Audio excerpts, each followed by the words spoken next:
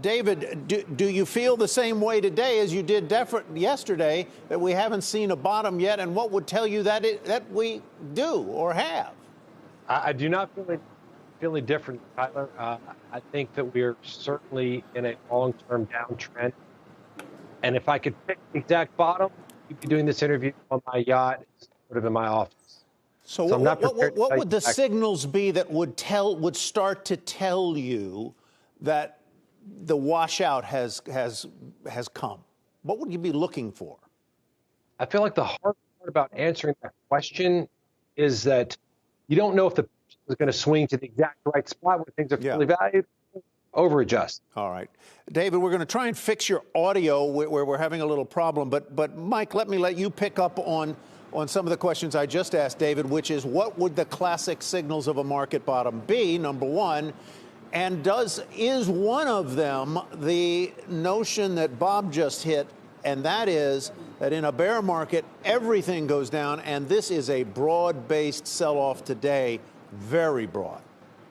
Yeah, Charlie, I mean, usually there is a textbook setup where you get an aggressive, very broad flush lower where there really isn't an immediate place to hide. Now, this is if you're going to get a typical kind of, panic crescendo to a correction, bear market, whatever you want to call it. I don't know that we're at a point of monitoring the market for exactly that thing. I would point out, the S&P 500 traded down just about to 4,200 in late January, got back there in late February, went a little below it in mid-March. And here we are again, which is to say it's been a very volatile trading range with a lot of time spent in the lower end of that range as we've absorbed everything from the economy's overheating and the Fed's going to have to go really fast to that's all happening at the same time we're worried about global growth, because today's action really does look like China-driven global growth concerns. The dollar is flying, and that creates this unsettled backdrop. All right.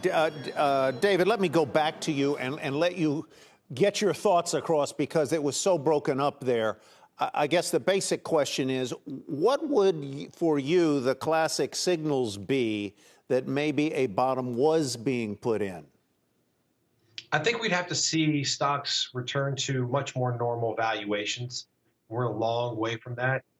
And I also feel like picking a bottom is really difficult to consider, that you never know if the pendulum is going to swing too far or if it's going to land in just the right spot, especially when it's been too far high for a while. Picking exact bottoms is tough. Is there, David, a port in this storm? And if so, where would you say you find such port? I think the answer is yes. There are plenty of stocks that are very reasonably valued, have strong cash flows, and can be safe. They may not avoid a washout at all, but we think companies like Shell, Intel, Domino's Pizza are extremely well positioned to be strong outperformers in the medium and long term. Shepard Smith here. Thanks for watching CNBC on YouTube.